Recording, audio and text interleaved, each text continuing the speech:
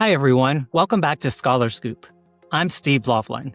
Every once in a while, I like to bring back a conversation from the archive that's really stuck with me. Thanks to our amazing guest, these messages are still incredibly relevant. So whether you're hearing it for the first time or revisiting it with a fresh perspective, I'm really glad you're here. And if you're new to Scholar Scoop, be sure to subscribe so you don't miss future conversations. Now, let's get some Scholar Scoop. Hey there, I am Steve Loflin, and I want to thank you for tuning in for some Scholar Scoop, where we dive into all things that are related to college, career, and or life. And every time we do this, it's so great to get to talk to an amazing person that has so much insight about all of those things. And today, that amazing person is Marlo Lyons. And I am so excited that she was willing to give just a little bit of her time to help all of us learn more about how to navigate our life, particularly as it relates to our careers. So, hey, Marlo, thanks so much for joining us. Thanks for having me, Steve. I am so happy to be here. Well, I'm excited. I know we have a lot of stuff to talk about. One, especially, is your new book that just came out recently, which we're going to dive into in just a few minutes. But I always really like to start these conversations with a little bit of a backstory, because I think you really get to know a lot about how people have landed where they are if you get a little bit of insight into where they've come from. And so I know I haven't known you terribly long, but one of the things that I really especially enjoyed knowing about you is that you actually went to undergrad at George Washington University. I And did.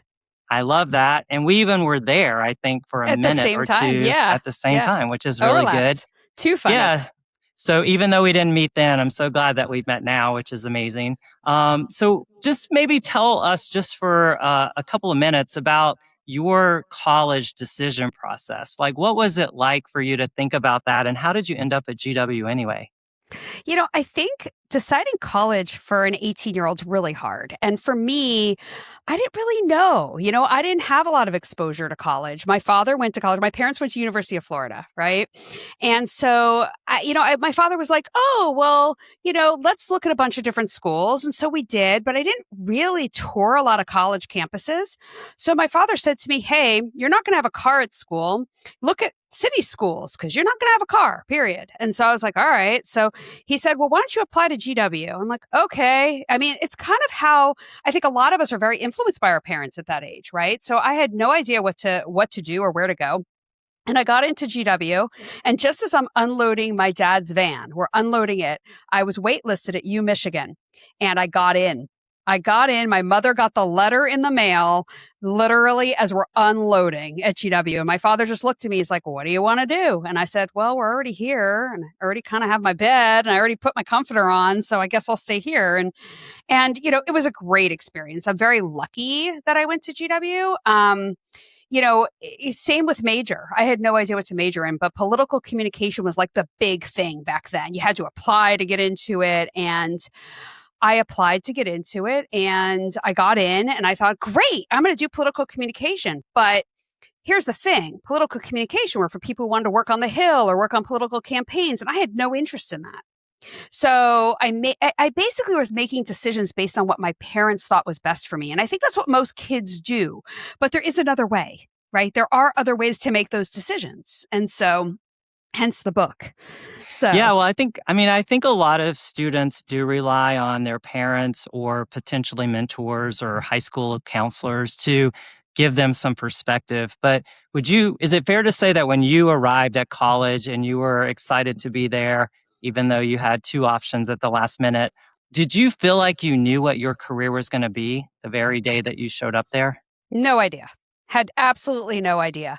I think, like I said, being influenced by parents, I watched a lot of TV news. So my dad was like, oh, well, maybe you'll want to be Connie Chung, right? She was the big deal back then. And I was like, okay, that sounds interesting. Because I would watch the news with my dad every night. I had no idea what I wanted to do. And I don't think any 18-year-old, I think they know if they do know, right? I think they think they know.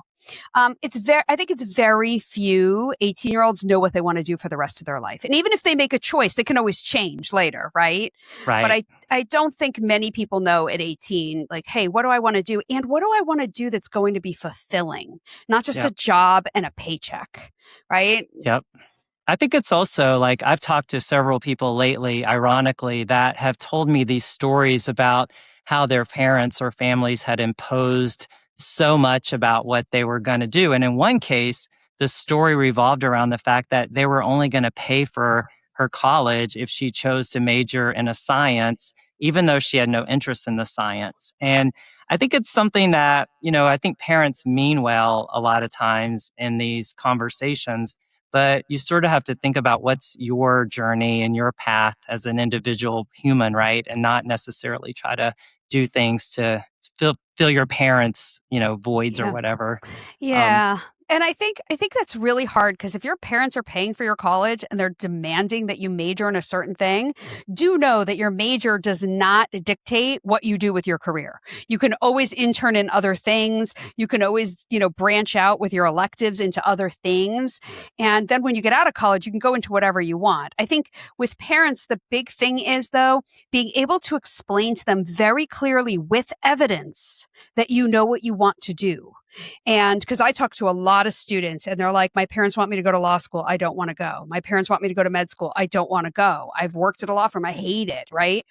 And I say to them, I go, you can't just go back to your parents and say, I don't want to do this. You have to go back to your parents with evidence of, I've done the work. I understand what's important to me. I understand how to parlay that into a career. I understand what steps it's going to take to get there. And here is my path on how I'm going to do this.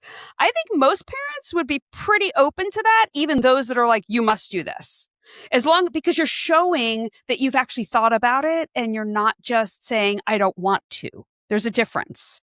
Yeah, and I think if they do that with the knowledge that their parents want what's best for them, obviously. So if you take a little time and you put your presentation together, hopefully you would, with that, give them some validation and confirmation that we've raised a good person and they see a path for what they want to do. So I think that's really good advice. I think more and more students need to hear about that. And also, just let go of some of the pressure that seems to exist about showing up on day one and needing to know your major and needing to declare a major and all those things.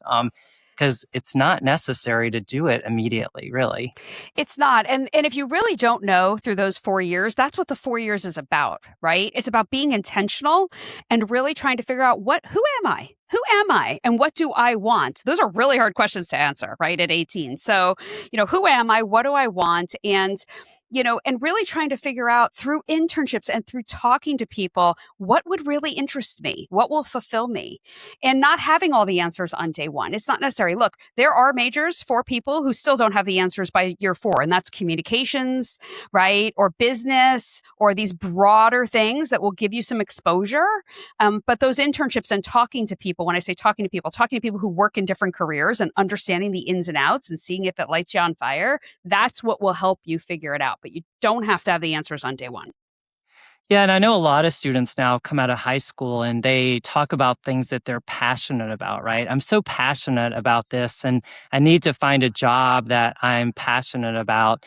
And do you have any perspective on like what's the difference between something that's maybe practical and something that's passionate? And do those things ever intersect? Because I think students and even young alumni really do struggle with trying to find a place that they belong in their career and their work. Is there anything about that that you've thought about? Yeah, so I think passion actually is very important, right? Because passion usually is if something is important to you and you're passionate about it, then that's a value of yours.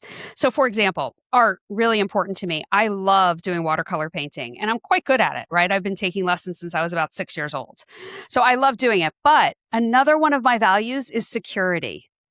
right?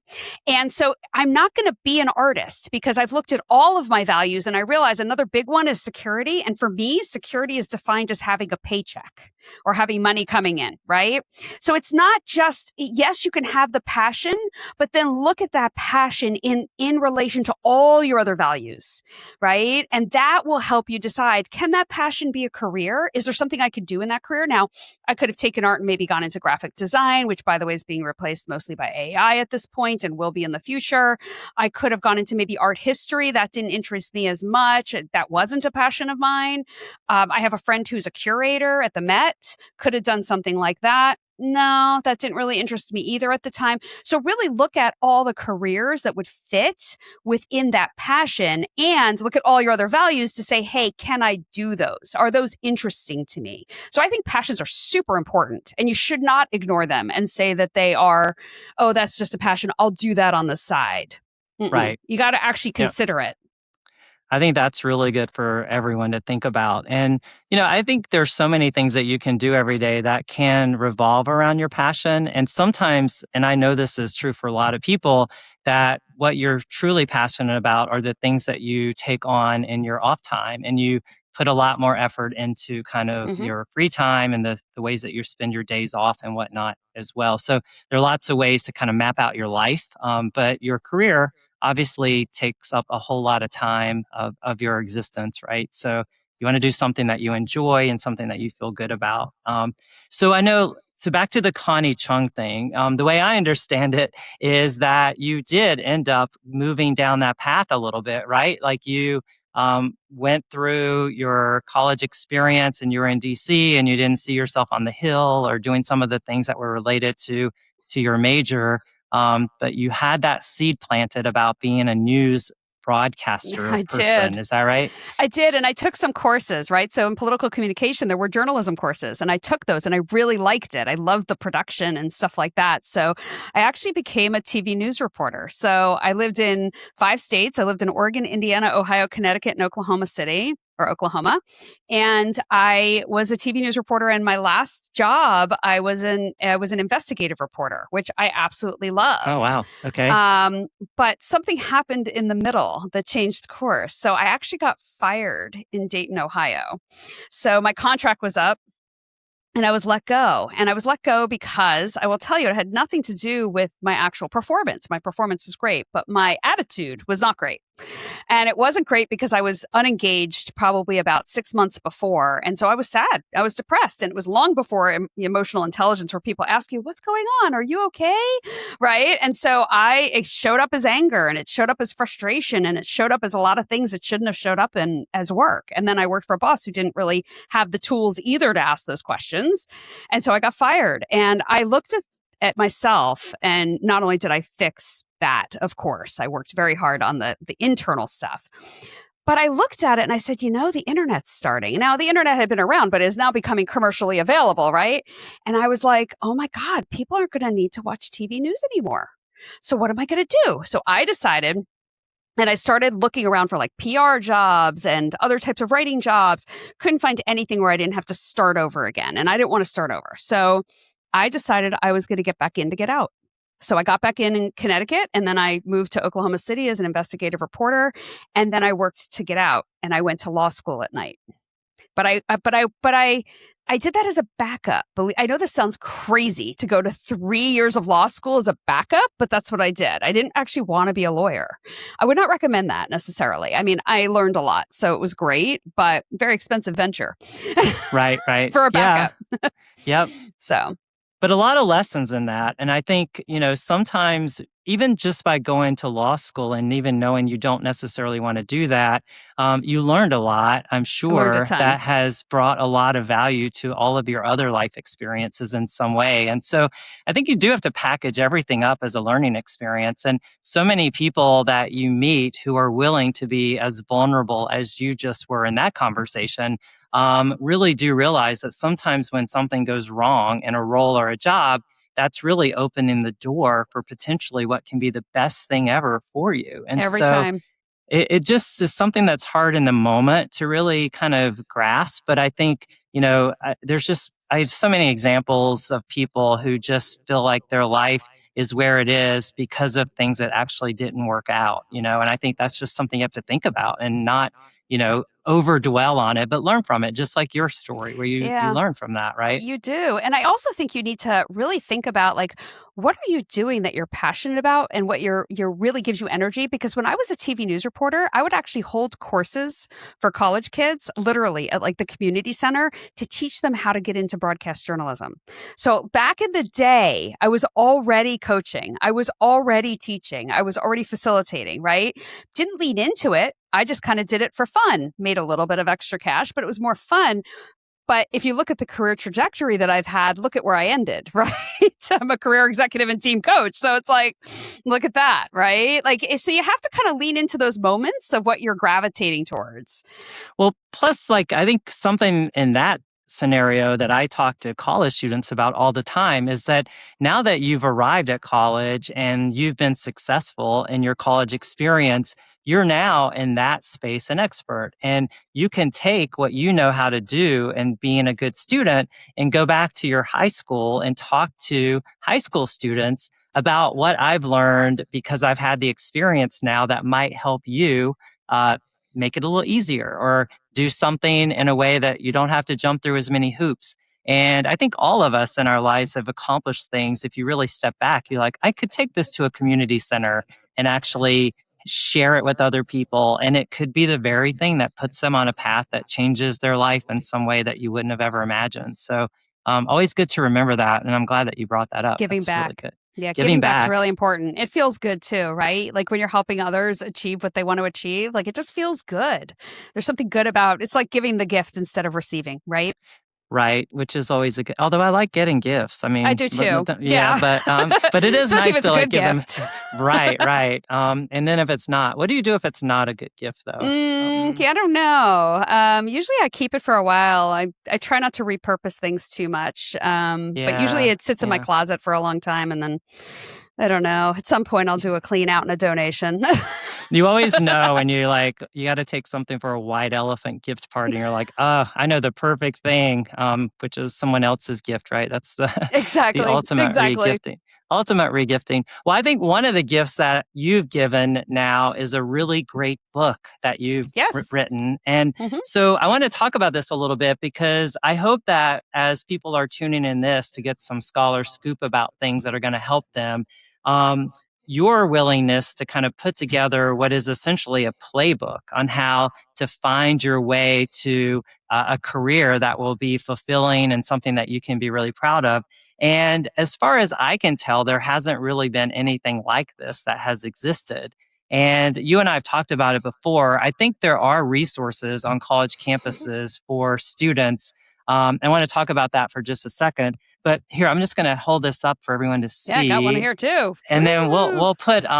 we'll definitely put a link for this so that we can encourage everyone to go and check out this book because it really does drill down to all the important things that you should really think about. So what was your motivation for wanting to do this? Like, what were you seeing in the work that you do Yeah. that you felt like this thing is needed and I'm going to do it? Absolutely. So I wrote a first book. It's called Wanted a New Career. And what I was seeing was 30, 40, 50-year-olds who were just unfulfilled. They had been tapped on the shoulder their whole career. So they entered their career maybe by happenstance, right? They didn't really choose it. Maybe that was their first job. And then they kept getting tapped on the shoulder and getting promoted and making more money and getting a higher title. And they were miserable. And these are VPs and SVPs and EVPs and presidents of companies. And they just hate their career. And so I work with them as a coach and to transition careers, and some of them are even like teachers who hate their jobs, right? Or just even other employees that just are like, there's something more out there for me. And all of them kept asking me, do you have anything for college kids? And I said, I said, I know it's necessary. I know it's needed, but I didn't. And so I spent another year taking that book and revamping it completely for the college age student because when you go into college, you don't necessarily know what you want to do. And you don't really know the roadmap of how to figure that out. And that's what this book is. But it's not just what you can do, it's what you want to do. And if I ask adults, 30, 40, 50, what do you want? I can tell you they look at me like deer in the headlights. Like they have no idea because nobody's ever asked them that question. What do you want? So I can't expect an 18-year-old to figure that out either, right? On their own. So the book is about finding a fulfilling career, not just finding a job and a paycheck. And it gives them the roadmap of how to align your values to your career. Because if your values are fulfilled, you'll be fulfilled. It's literally that simple. So how to take your values, your passions, your interests, and align them to your career and come out the other side with, I know exactly what I want to do, which by the way, feels great when you're no longer lost. And then know how to go after it, right? So now I know what I want. Now, how do I get there? And it gives the roadmap of how to get there, no matter what career you choose. So that's kind of how the book came out. It's doing well. I think there's just a lot of college kids that just don't know what they want, and that's fair. I think that's fair, and that's okay. But this basically quells all that concern of, why am I going to college? Why am I getting this degree? I should know what I want, and this will help you figure that out. Well, I know you talk about career exploration and how do you explore careers. Mm-hmm. And I think that's something really to think more about too, because sometimes you're only capable of exploring what you have access to. Exactly. So how do you give people advice on how do you explore a career if you're a 16 or a 17-year-old thinking about next steps? Yeah, I think it's really important to understand that there are so many careers out there that you don't even know exist. You don't know exist because they haven't come into your realm of where you live and what you do or what your parents do or what their friends do. And even if you know the title of your parents' friends, you may not know what they do, right? Every day. Right. So it's important to look at every career on the planet. So understand your values first. And then you look for careers that align with those values.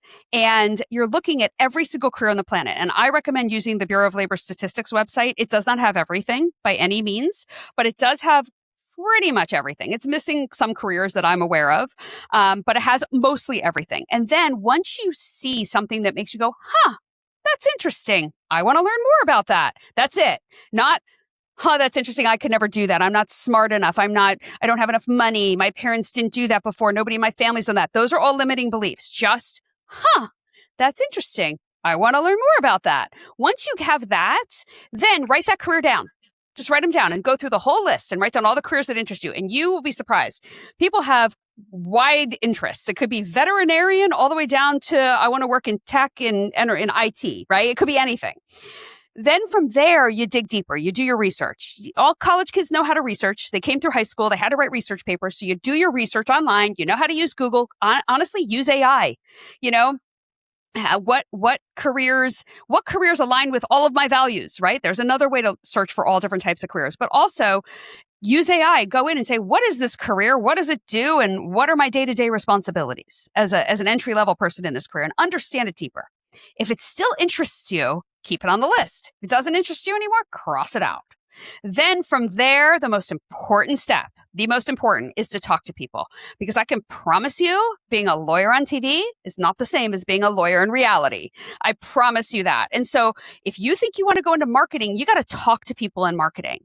If you want to go into brand, and there's all types of marketing, there's brand marketing, there's content marketing, there's, product marketing. So you got to talk to somebody. So how do you find those people? Well, LinkedIn, right? It's not going to be Instagram. I promise you, it's going to be LinkedIn.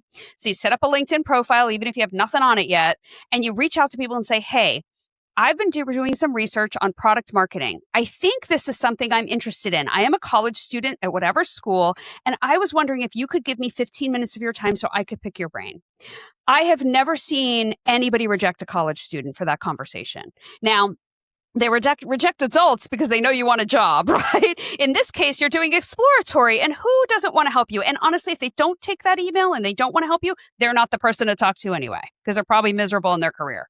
So you find people to talk to. You do random reach outs, or you ask your parents, who do they know? Who do their friends know? Who out there can talk to you about that career? And when you find the thing that still lights you on fire after that conversation, you've hit it. You've hit the career for you. Right. And again, if there's more than one, that's okay. Just go down both paths, take internships in both, see what you think. And one of them will reach out to you more than the other. And again, even if you make a decision, you go into that career and you hate it, guess what? You can always change. You can always change. And sometimes I feel like people making these decisions think that it's some like definitive thing that you No, are stuck with no, forever. And it's really not. It's a no. stepping stone. And it could turn into more, but so many times careers are just about like stepping stones to the next opportunity based on what you Yeah. learn and how you grow. I think sometimes too, when you think about these conversations, these exploratory things, I remember when I was younger, in the community at my church and at other places, I would always see people and I wondered, like, what do they do? They always like seem like they're so Church interesting, is a or great place. the way they Yeah. present themselves is so incredible. And when you just reach out to someone and just like, I'd like to learn more about how you spend your day, and tell me more, what is a day like for you? It's sometimes reflective for them as well to be able to go, I haven't even thought about that. What do I do every day? And what did I do to get here? And it's appreciated in a way that it helps you, but it helps the person that gets the opportunity to share that with you as well. So I It do think people should do does. more of that, right? They do. And there's a meet and greet roadmap in the book because I don't expect anybody to come up with all the great questions, but there's lots of questions in there. And so you know how to ask the questions if you don't know what to do, and it takes all the anxiety out. But on top of that, people love to talk about themselves. I'm having a great time today, right? Like people Right. love to talk about themselves and they want to help. I promise you. And so if you just reach out, anybody would love to talk about themselves for 30 minutes. Who doesn't, right? And it's not definitive because here's the thing. I told you at the beginning I was a TV news reporter, but then I became a lawyer. Then I went into HR, and then I became a career and executive and team coach. So I've been through multiple careers, all of them fulfilling at one point and then not fulfilling at one point, which made me make the change. So it's okay to not pick the right thing at first. Sometimes you just need a job when you graduate. It's okay as long as you're intentional and you're going to gain skills that will lead you to the path of what you want.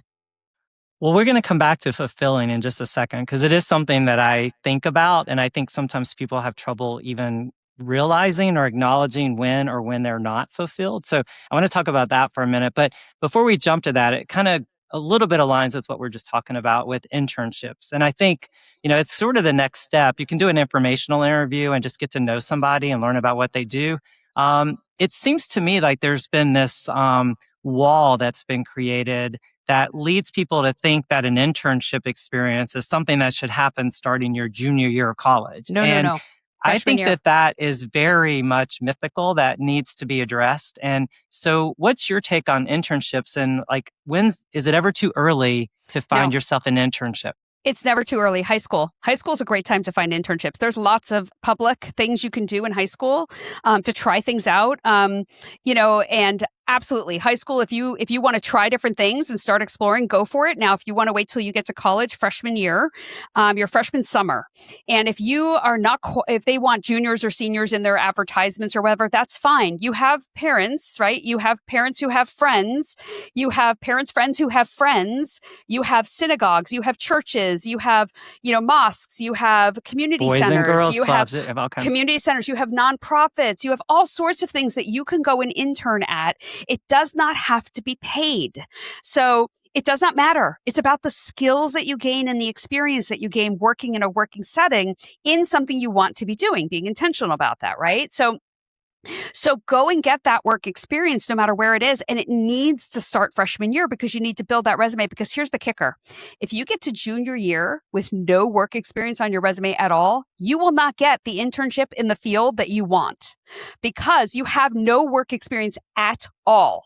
And I've seen this where you get to junior year and they're like, well, wait a minute. I know what I want to do, but nobody wants me because you've never worked. You've never had a job, or you've had a job at Denny's, right, as a server, which is great job, especially if it's paying your way through school, but it's not going to get you the job in product marketing, right? So you have to have some work experience that is more than just the job that helped put you into college. And if you are working your way through college, don't get me wrong. If you're working your way through college, kudos to you. Absolutely. But while you're there, if you figure out you want to work in marketing and you're working in the library, ask them, who does the marketing for the school? While I'm working at the library, putting myself through school, can I do some marketing campaigns with you? Can I help you? Because your experience on your resume will be what you've done, volunteer, while you're working at the library. There's ways to get experience that has nothing to do with whether you're paid or whether, you know someone. You can find a way if you reach out and branch out where you already are. I think it's like important to, when you do have a role at the library, for example, that you go beyond just putting that you had a role at the library on your resume. You need to Yes. break that down so people can kind of see what you were accomplishing and what you were actually making happen because you had that role. Right. What And value did you bring? Yep. and I think sometimes just the resume tells the story. And so the more time and effort you put into elaborating on a few things, it gives the person who's never seen or met or had a conversation with you a lot of insight into you. I will also say, and I talk a good bit to recruiters who are especially wanting to kind of look at high achieving college students to recruit them to companies. And they do tell me that what they like to see along with internships and the skills, it does mean a lot when you say that you've been a server at Denny's or that you've Mm-hmm. had a couple of jobs, while you were going to school, Mm-hmm. because they see that as your willingness to kind of do hard work and to put time and effort into something that's important to you. So I know some students I've talked to are like, well, I worked at McDonald's when I was in high school, but I think they may hold that against me. And I'm Nope. like, oh, they'll never hold it Oh no. against you. It just needs Mm-mm. to complement all the other things that you're doing, because that won't get you the marketing job like you're saying, but it will show what you're capable of. Well, and especially say you worked at McDonald's, right? And you decide I want to work in customer success. Well, that is customer success right there. Believe it or not, taking orders is customer success. It's how you position it, right? And I always, in the book and also just when I talk to students, it's about creating that forward looking resume. What job do you want? And what is the 1 or 2% that I did in my jobs that relates to the job that I want? And it may only be 1%. You're not going to say on there, I took orders and I gave people their food. Right? You're going to say, I created a customer success experience for people who came in and wanted to have a dining experience or whatever you're going to say, right? But you're going to relate it to what you want to be doing. And if you can do that, if you can flip it, not lying, do not lie on your resume, do not. But if you can flip it and look at that 1 or 2% that relates to the career that you want, then that shows that you were able to pull out the skills, capabilities, experience that relates. And it shows that you had grit and you worked. And this goes for college athletes too, Steve, which is really important because college athletes, they don't really have time to intern. They just don't. They're training all year. They're working all year, especially D1 through D. I mean, it's just crazy, right? So they need to actually work harder at finding those 1 or 2 days a week or a couple hours a week internships. And those can be at those nonprofits or at the religious institution or whatever the case may be, because they can gain the experience for their resume, but it doesn't have to be full time. Internships don't have to be 5 days a week. You can get experience 1 day a week, a couple hours a week, but they have to work a little harder. But being an athlete shows grit, right? Right. Yeah. Shows the grit that you're talking about. And it shows like the team, like you can participate in a team, which is often a quality that Support employers others. are looking for, and support others. So you do have that kind of opportunity that comes along with being an athlete that gets in the way of some of the other stuff that students can do. Right. But I think more and more, just talking to students and even people that are like young alumni that maybe haven't landed exactly where they want to go. There are ways that you can sort of do internship type things once you graduated that will also help you learn if that's actually something that I'm interested in or not. And I think, the more people take initiative and take on responsibilities that give them experience, and on top of it, you have to be places to actually get to places, right? So You if you're do. not if you're not showing up and making yourself known, it's hard for people to know who you are so that they can even think about you. It's like, oh, I met someone that would be really good at doing this. I can think of at times, when I meet someone and they tell me what they're interested in, and it's not that much longer that I'm somewhere and I hear about something. It's like, oh, I was just talking to someone that told me they had an interest in this. And you have to be places and tell people what you're wanting to do and be interested to really have people advocating for you, right? And helping You you get do. where you want to go. I'm always connecting people. Always. And I don't get paid for connecting people. I do it because I want people to connect, right? I just connected two people today, somebody who wants to move into industry from being a medical professional and a medical director at a company. Now, that person's never going to offer this person a job, right? It's a completely different type of medicine, but can help them understand how to translate their skills to industry. So I think it's just really important that you know what you want, right? That's the step one, know what you want, and then make sure everywhere you go, you vocalize, hi, I'm in college. Just want to let you know I'm majoring in this, but maybe that is or isn't what I want to do. And I've, done a lot of research and this is what I want to go into. If you know anybody in this space that I can at least speak to, because don't forget, these conversations are not conversations. They are relationships. You are building relationships. So it's not a one-off conversation with someone. Look at it as now I've made contact. Now I've told them what I'm looking for and what value I can bring. I'm asking them more about the career. Now I'm going to keep in touch with them. I'm going to keep in touch with them because guess what? When I graduate in 3 years, if I keep in touch with them in a right way, like at least twice a year, happy holidays, happy summer, whatever, right? Or I let them know, hey, I just took a great course and I'd love to know how it applies to the real world. Can we jump on a call, right? Follow up. Not too often, but enough, right? Or, hey, I'm looking for that internship. They now know you. They know you're ambitious. They know you're smart and they know you get it because you're building the relationship, not just that you want something.